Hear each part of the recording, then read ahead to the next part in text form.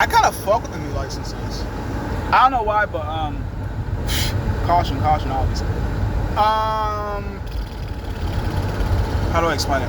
One of the licenses has a bridge, and this one, I don't know, it has like the Michigan insignia on it and stuff like that. I don't know, I just fuck with it.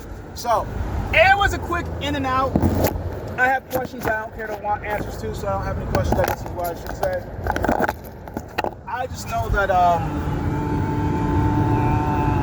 I don't do well with fake conversations, which is why I don't like doing sales jobs a lot, because I have to fake my authenticity and the things I want to talk about, people don't want to talk about, like aliens, demonic shit, spiritualism, why America has issues, why this world's kind of fucked up, why people are fucked up. So I was just like, yeah, cool, let's talk about your grass, your dog. Like, there's appropriate and inappropriate questions to ask. For some reason, nobody gave me that shit, so I'm just trying to pick up. Of all the questions I've asked, what typically gets a positive response if people don't try to kill me or get away from me ASAP?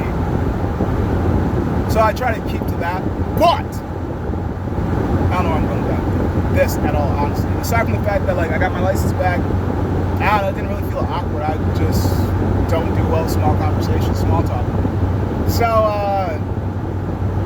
kind of felt awkward, had to wait a little bit.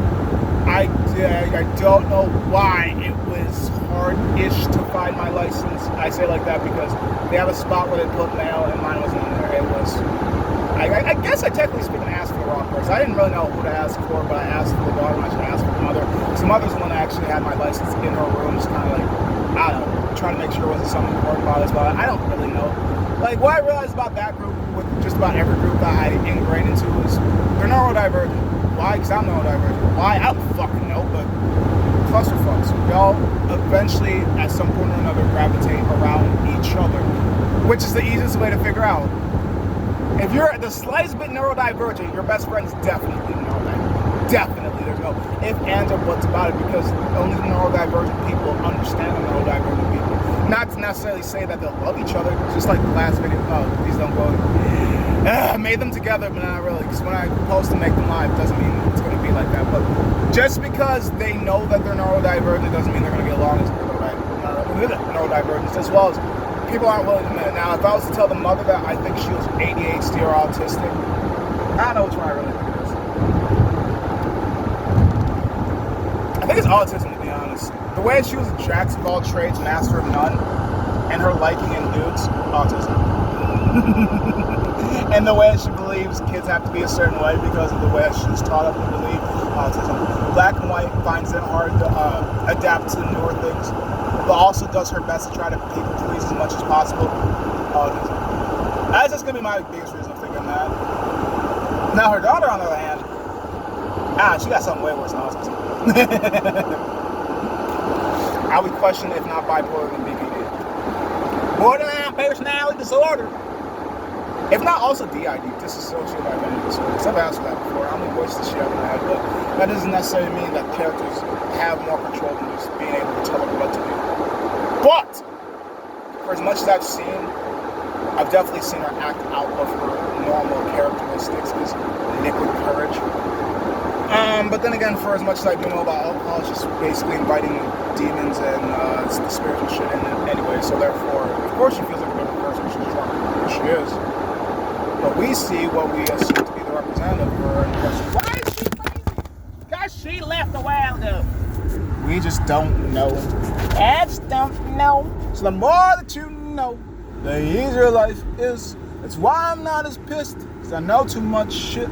The more you know, the easier life is. That's why they don't tell you shit, because they want you to suffer through it. The more that you know, the easier life is. And that's why I'm not always so damn pissed. I know too much. Ow! I know too much. Ow! I know too much psychology. I know too much socially. I know too much. And that's why I'm not upset at you. Just disappointed. This is who you choose to be. Chronically. Always never wanting to change. And it's just chaining me to the idea of you never could be. I could never, ever stay this long. I will run, no matter what they say. I can't hear you talking shit behind my back. I'm running too fast. I'm running too far. I don't give a fuck what you say about me. I know who I am, I can recognize me. So go ahead, try to lie on me, but you will never lie with me. I don't give a shit, I'm running way too fast, way too far. You're too much for me and I can't afford this. I won't do this, I'm not gonna ruin me for you. So fuck you for not giving a shit. Fuck you for never wanting to change. Fuck you because you know what's wrong, but you don't want to do the work you need to. So I gotta go before I die. I cannot take this poison. It's not medicine. I told you, but you don't give a shit. So I gotta go. So I gotta leave. I can't wait. It is what it is, and I don't need to always be there to perceive. So I'm just going to leave. Younger me used to think everything could be saved.